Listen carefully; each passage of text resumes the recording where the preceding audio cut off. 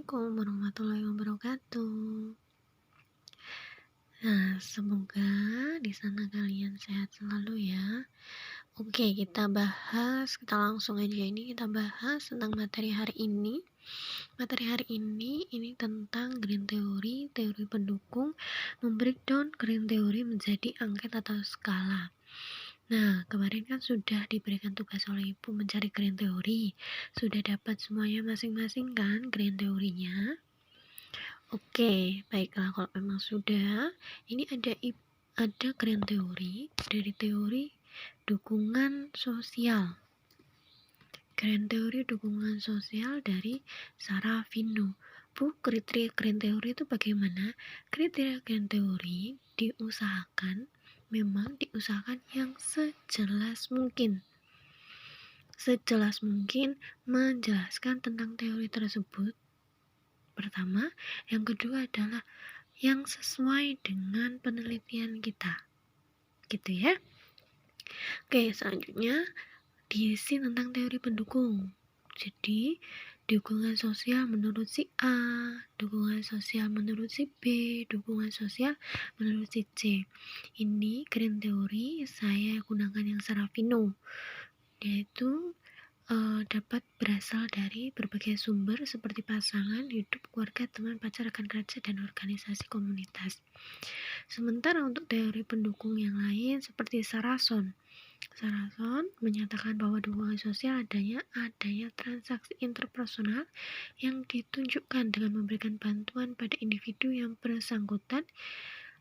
Dukungan sosial dapat berupa pemberian informasi, bantuan tingkah laku atau materi yang didapat dari hubungan sosial yang akrab, dan lain sebagainya. Oke, selanjutnya berapa banyak Bu data atau teori pendukung? Sebanyak-banyaknya, semakin banyak semakin bagus, biar semakin kaya. Terus selanjutnya kita langsung ke aspek. Kemarin Bu, kalau saya nggak nemuin aspek gimana? Ada yang namanya dimensi. Kalau saya nggak nemuin dimensi gimana Bu? Komponen. Kalau saya nggak nemuin komponen gimana Bu? Faktor-faktor yang mempengaruhi, ciri-ciri. Nah, seperti itu ya, kalau memang tidak ada aspek gitu. Terus ini ada beberapa aspek yang saya cantumkan. Satu, menurut Kaplan dan Friedman, menjelaskan dukungan ada 5. Pertama dukungan informasional, kedua adalah dukungan penilaian, ketiga adalah dukungan instrumental, keempat dukungan emosional, kelima dukungan sosial keluarga. Selanjutnya yaitu aspek dari dukungan sosial menurut Sarafino, yaitu ada dukungan emosional dan penghargaan, dukungan instrumental, dukungan informasi, dukungan persahabatan, dan dukungan dari kelompok sosial. Bu, bagaimana cara memilih aspek-aspek yang ada? Sekali lagi disesuaikan dengan penelitian kalian. Kalau kalian biasanya di aspek itu ada pengertiannya. Dukungan informasional itu apa sih? Nah, dukungan instrumental itu apa sih? Dukungan emosional itu bagaimana sih? Nah, itu ada di penjelasannya biasanya. Nah, ini yang akan menjadi acuan kita. Aspek ini yang akan jadi acuan kita untuk membuat sebuah angket atau skala. Oke, selanjutnya sekarang saya langsung ke blueprint. Nah, blueprint ini sudah saya siapkan. Blueprint ini isinya nomor, aspek, indikator, item, favorable dan unfavorable. Nah, aspek ini seperti contoh yang di atas. Seperti aspek yang ada di atas. Bu, bagaimana menentukan aspek? Sebenarnya peneliti memiliki pengaruh dalam memilih aspek yang diinginkan. Gitu ya. Nah, kalau di sini di Kaplan, aspeknya Kaplan dan Friedman itu ada 5 wujud dukungan, tetapi yang kelima itu tambahan dari Friedman. Artinya nomor 1, 2, 3, dan 4 itu punyanya si Kaplan. Terus dari punyanya si Kaplan ini ditambahi Friedman satu lagi, yaitu dukungan sosial warga gitu ya. Nah, saya akan menggunakan aspek dari punyanya si Caplan. Kalau punyanya si Caplan berarti cuma 4, yaitu dukungan informasional, dukungan penilaian, dukungan instrumental, dan dukungan emosional. Saya tidak menggunakan punyanya Friedman, yaitu yang berupa dukungan sosial keluarga. Itu tidak apa-apa, gitu ya.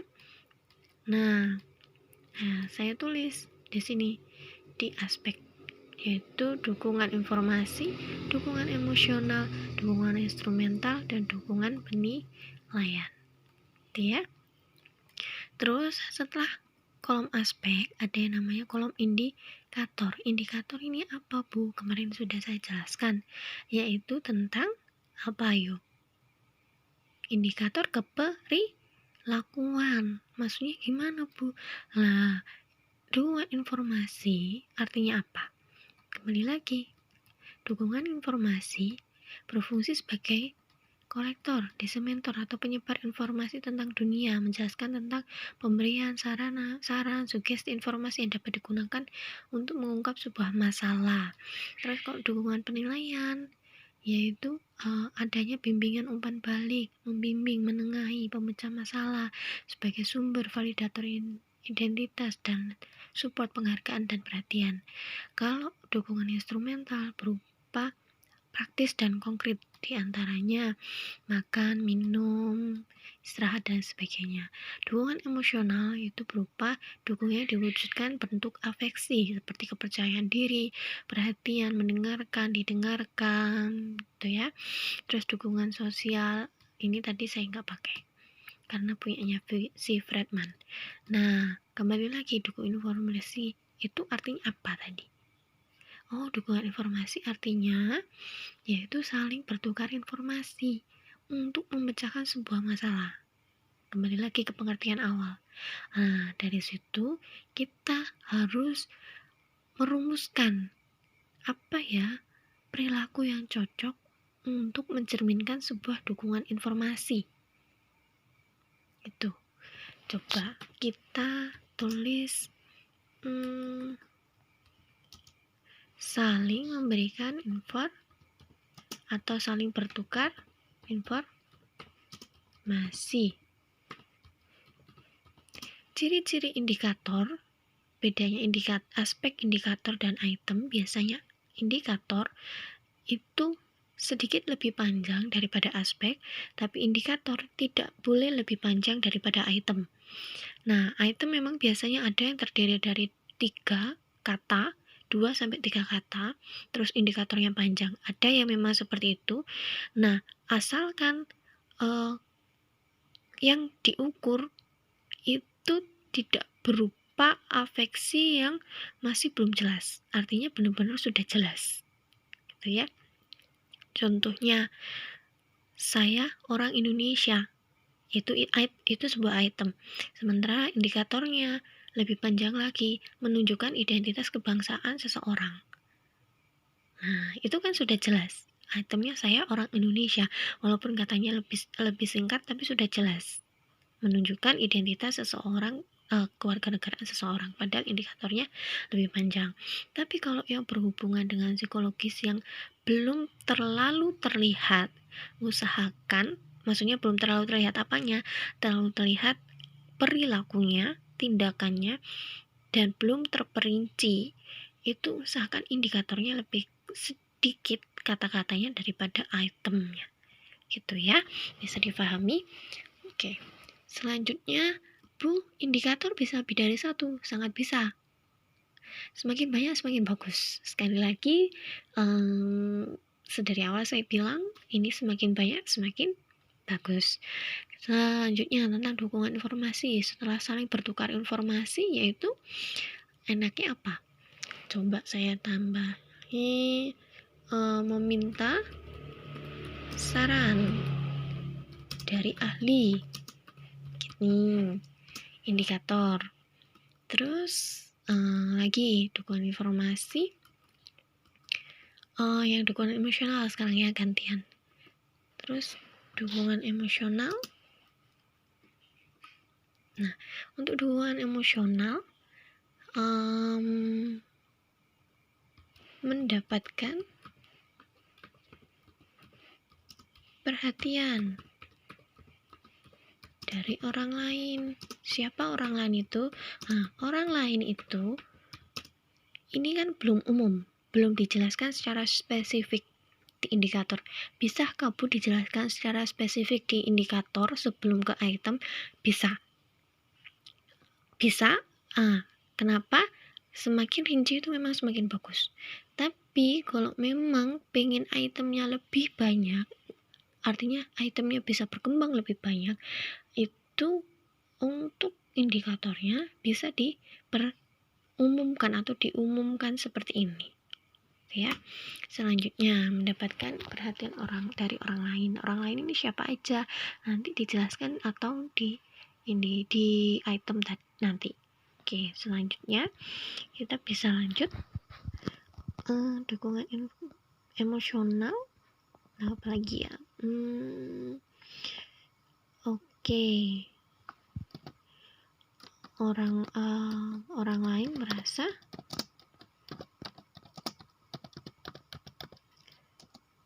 berempati kepada kita. Dia aja. Orang lain merasa berempati. Gini. Oke. Sudah ya, ada tiap aspek ada 2 indikator. Bisa lebih, bisa 3, 4, 5, 6, semakin banyak semakin bagus. Nah, selanjutnya kita langsung ke item. Oke. Untuk indikator A,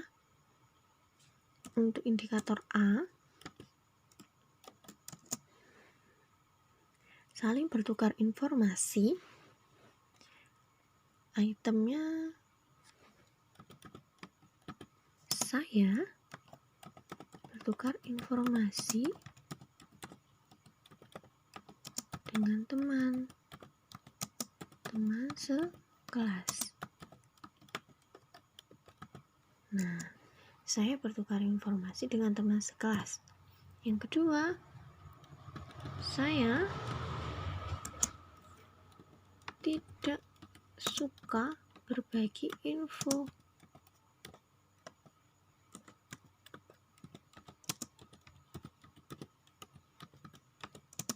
dengan orang lain di luar kelas, di luar teman sekelas. Saya lebih cenderung mengambil informasi untuk diri saya sendiri.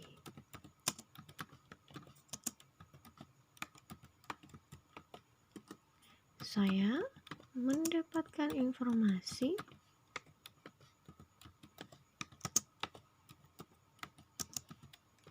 dari siapapun.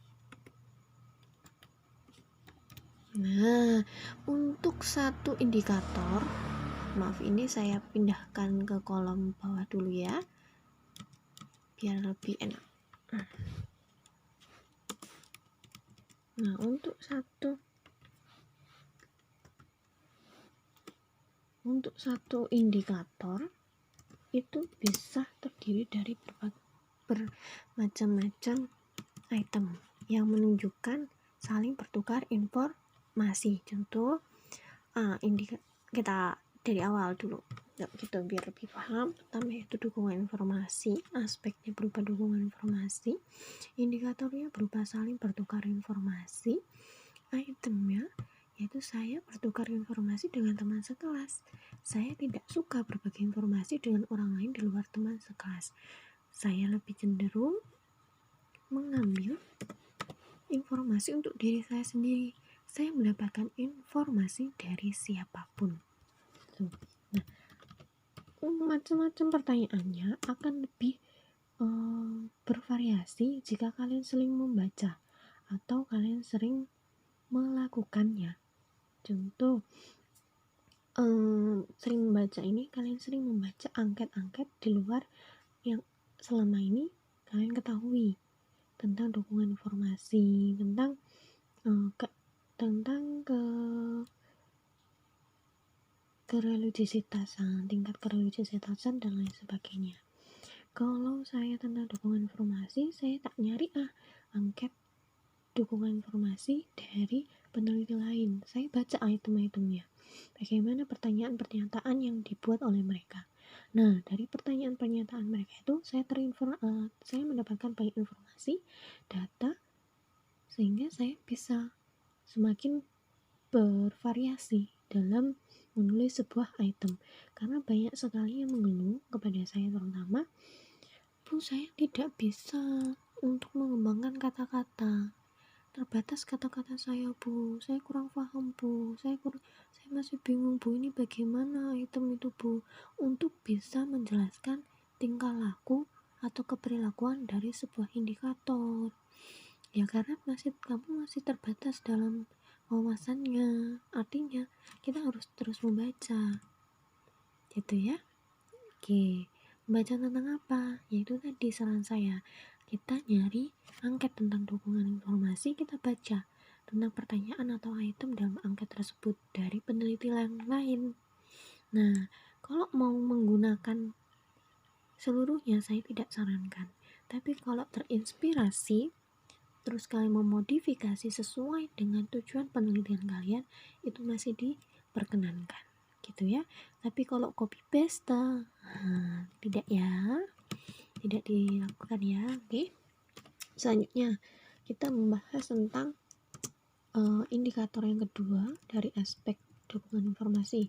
Indikator yang kedua yaitu tentang meminta saran dari ahli. Meminta saran dari ahli, contohnya ahli siapa ini gitu. Lebih spesifik.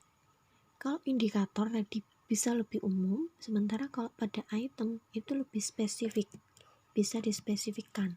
Kalau indikator sudah spesifik, Bu, meminta saran dari seorang dosen, ya bagus, itemnya otomatis langsung menjerumus kepada dosen. Saya meminta saran kepada dosen, saya berdiskusi dengan dosen, saya berargumentasi kepada dengan dosen saya, dan lain sebagainya.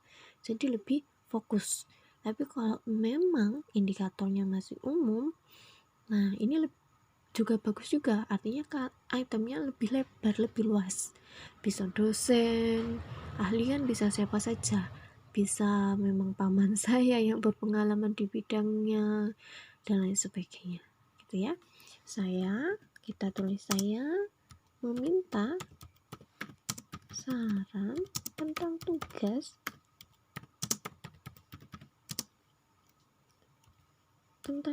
kuliah dari senior saya. Nah, kenapa senior disebut ahli?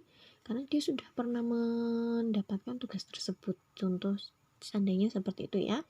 Terus selanjutnya saya meminta saran kepada siapapun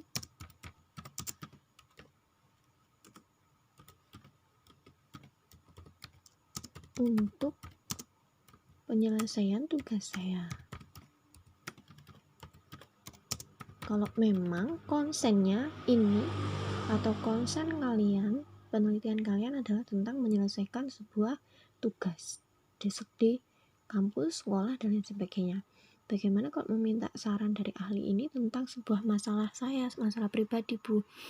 Ya tidak apa-apa, artinya pertanyaannya diarahkan ke masalah pribadi. Saya meminta saran teman-teman saya tentang masalah yang saya dapat. Saya kemarin berdiskusi dengan teman saya perihal masalah yang saya dapat.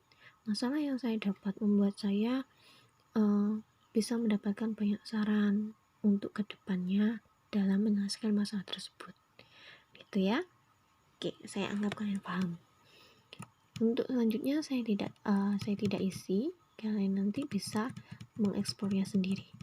Terus selanjutnya untuk UF dan F kemarin sudah saya jelaskan. F itu apa, UF itu apa.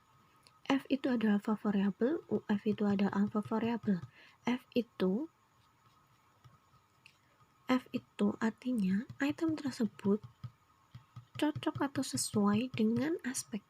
Sementara unfavorable, item tersebut tidak cocok atau tidak sesuai dengan aspek. Gitu ya. Contohnya, ini tidak ada berhubungan sama sekali dengan kata tidak atau iya. Maksudnya apa, Bu? Contohnya, kita mengukur tentang agresivitas.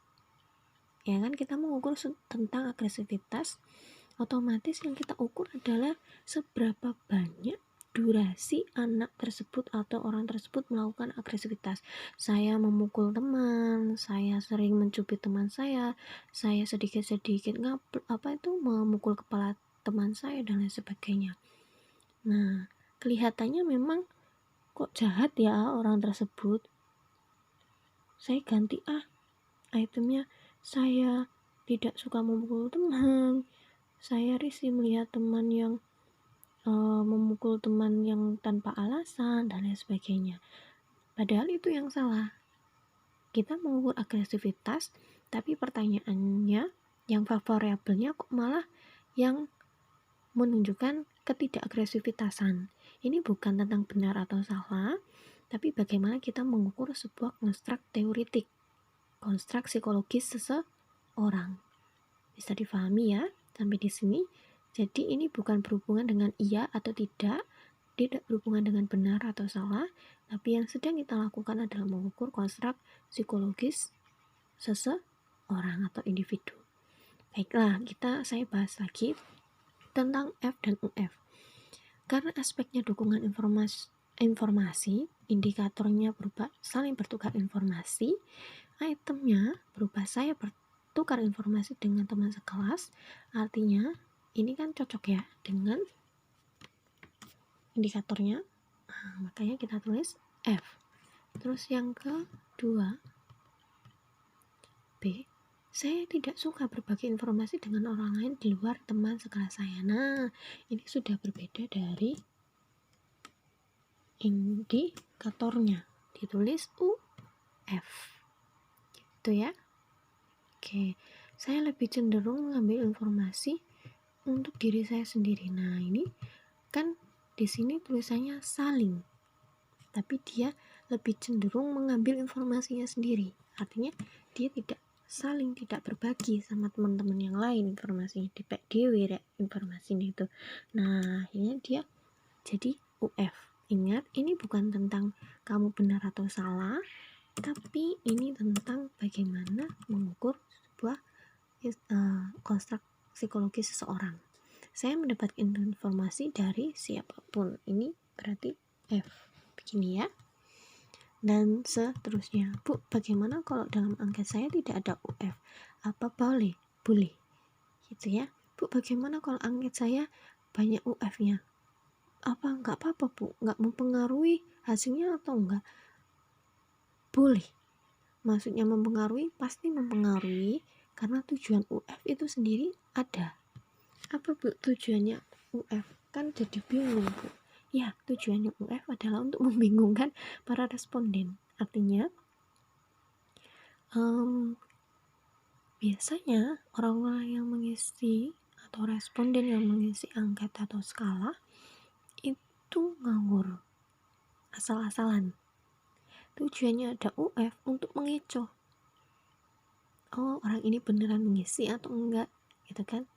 Nah, untuk proses pengukurannya, penilaiannya kemarin kan sudah Ibu jelaskan sedikit, dan saya kira kalian sudah paham bagaimana cara menilai sebuah angket dari rentan 1, 2, 3, 4 dan lain sebagainya.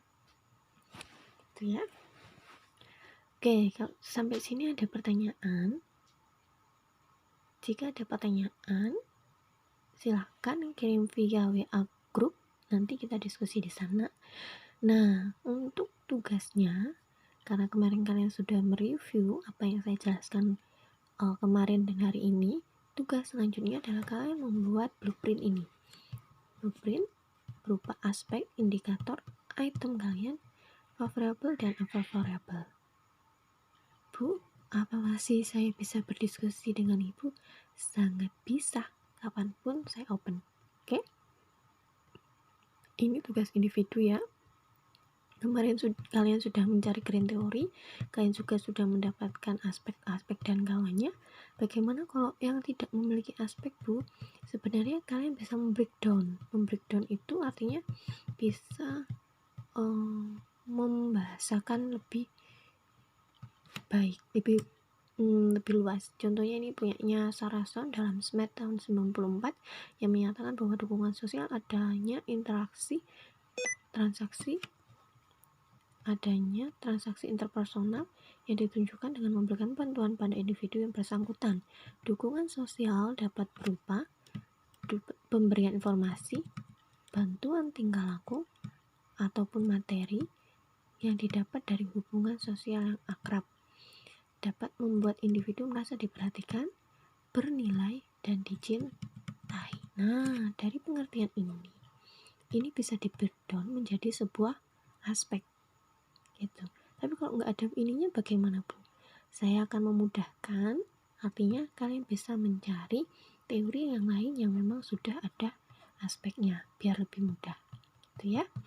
Oke, jika ada pertanyaan lagi, sekali lagi bisa kirim via WA group.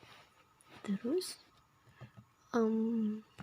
untuk tugasnya, deadline-nya kapan, Bu? Deadline-nya as soon as possible. Karena saya tahu untuk membuat item itu tidak mudah, apalagi membuat indikator.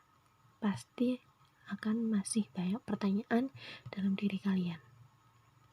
Jadi saya tunggu untuk diskusinya. Setelah saya lihat bagaimana intensitas diskusinya, banyak atau tidak. Kalau memang masih banyak yang belum paham, artinya akan saya berikan kelonggaran waktu pengumpulan. Kalau memang sudah banyak yang sudah paham, berarti secepatnya kita kumpulkan tugasnya. Oke, baiklah. Terima kasih banyak. Terima kasih banyak atas hari ini. Kita belum bisa bertemu. Semoga sehat selalu ya. Apa yang saya sampaikan sedikit ini bisa bermanfaat. Ingat, tugasnya segera dikumpulkan, segera didiskusikan dengan ibu. Oke. Rasanya aneh menjelaskan tanpa kalian di depan ibu. Baiklah, kalau gitu ibu tutup. Assalamualaikum warahmatullahi wabarakatuh.